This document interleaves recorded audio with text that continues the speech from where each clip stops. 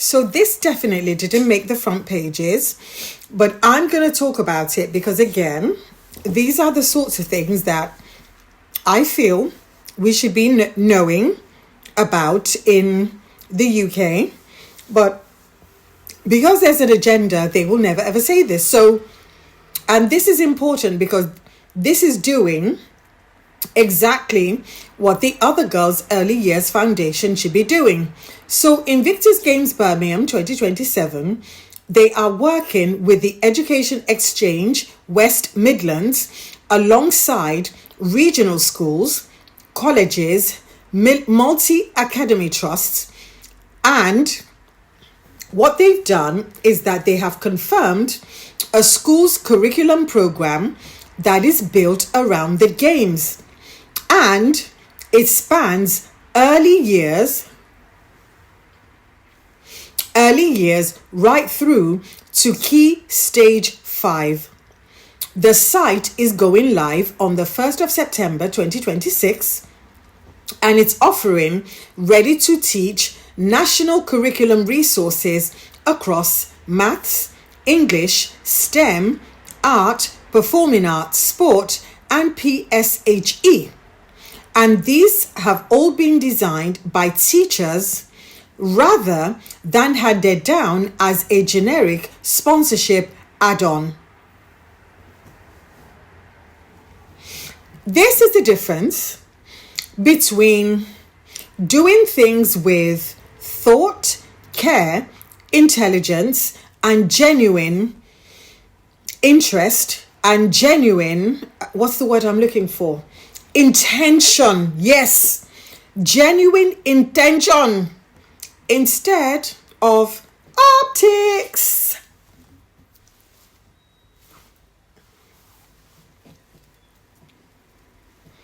I have no words. Now, this is a move that I didn't expect from Invictus. I knew that they probably might get schools involved, but I didn't realize it was going to go this deep.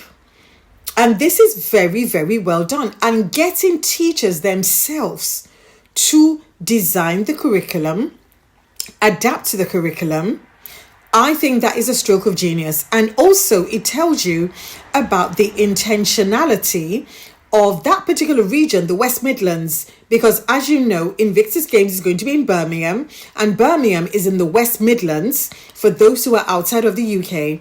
And it tells you the intention and the rate of preparedness of that region, because remember, they hosted the Commonwealth Games. And as many people point out, well, you know, Birmingham Council is bankrupt. They went bankrupt. But but guess what? They are going to prepare, I believe, differently this time, because every city that has hosted the Invictus Games, they make a profit. They make shed loads of money. And I believe Birmingham is going to prepare for that. But anyway, let me carry on. So I think we need to sit with something, and we need to talk about what makes this a genuinely different kind of pre-event initiative. Because most major sporting events, right, they generate publicity, they do the ticket drives and the merchandising in the run-up to the opening ceremonies. Well, except if you're the Commonwealth Games, because many of us in the UK didn't even know what's going on. In Glasgow, we didn't know. We honestly didn't know because, again, I think a lack of interest, and again, the promotion, the people that should have put their all behind it simply didn't. But anyway, so what they tend to do with sporting events, as you know, lots of publicity, and the interest is like, let's drive ticket sales and let's drive merchandise. But very few build something durable enough to outlast the event itself. And even fewer make sure that whatever they build is embedded directly into how an entire region's children learn for years afterwards. So a curriculum resource, once built into a school's standard teaching material, doesn't disappear the week the games end. It becomes a recurring part of how future cohorts of students encounter the ideas that the games are actually based on. So ideas like resilience and recovery and teamwork and the lived experience of wounded, injured and sick service members long after the opening ceremony or even the closing ceremony have faded from the headlines. And that, ladies and gentlemen, is how you build a lasting legacy. This, ladies and gentlemen, is what the other girl should have been doing from day one. So many ideas I have right now. So many ideas I have for that woman. And I'm thinking, you have this incredible platform. You are wasting the platform. Instead, you are chasing after three peaks. Because for her, it's about vanity. It's not about building something lasting. It's not about legacy. For her, it's about, well, what will make me look the prettiest? Oof. Shame, shame, shame. But anyway, the span as well, for me, is also interesting because it goes from early years, smirk, early years to Key Stage 5. And I think that deserves specific credit because it reflects genuine thought about how differently these themes need to land depending on a child's age. So depending on a child's age, they will see things differently. So a 5-year-old, for example, that is encountering ideas about resilience, right, and inclusion through very simple age-appropriate activities is being introduced to a value system in a form that they can actually absorb. But a sixth former, on the other hand, engaging with the same underlying material would probably have a more complex STEM, PSHE or performing arts, they would be able to think more critically, for example, about disability, about recovery, and about service, right? So they would be, they would probably be challenged a lot more than, say, a first grader.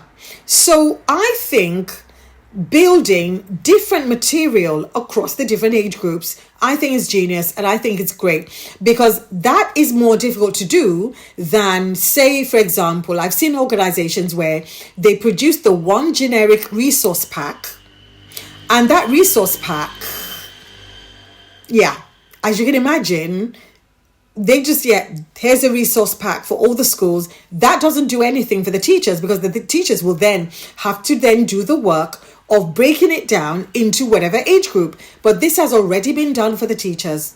And I bet they will be thankful. And I bet Invictus Week, well, schools might be out. Or would they be out? I don't know. But whatever, anyway, I know that the learning will not just be during Invictus Week. It could be in the months before. So again, like I said, great idea. But the thing about a great idea is not just the idea, it's in the execution. And this execution, to me, sounds top tier. Also, I wanted to say something about the subject range as well, because folding it into maths and STEM alongside more obvious subjects like sports and physical education, etc., it's, for me, it's a sign of making the Invictus Games genuinely cross-curricular, not confined to, for example, maybe not just confined to like sports day or to physical exercise, but what they're trying to do is make sure that as many subject ranges as possible gets to benefit from the various themes that Invictus Games represent. So I absolutely love that. Also, we also know that there's debates about whether the king is going to attend, not attend, blah, blah, blah, blah, blah. We don't care about that right now. And the reason we don't care about that right now is because Invictus is actually touching the hearts and minds of school children. in a way that other programs, I've not heard of other programs doing exactly this. So I commend Harry and the Invictus Games committee and the many people who worked and labored and slaved to make this happen. I really, really commend them, because a school's program that spans nursery age right up to 18-year-olds, covering 7 subject areas and developed by teachers, would have taken a lot of work.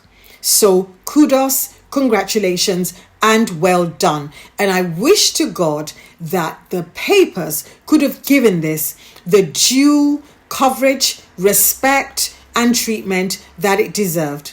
But anyway, my name's Elizabeth. I'm the author of The Luxpreneur. And for more insights like these, please like, share, comment, and don't forget to hit the subscribe button. And to support my work in holding truth to power, you can buy me a coffee at buymeacoffee.com/Elizabeth Solaru, or you can get a copy of my book, The Luxpreneur, from Amazon, Waterstones, or Barnes and Noble.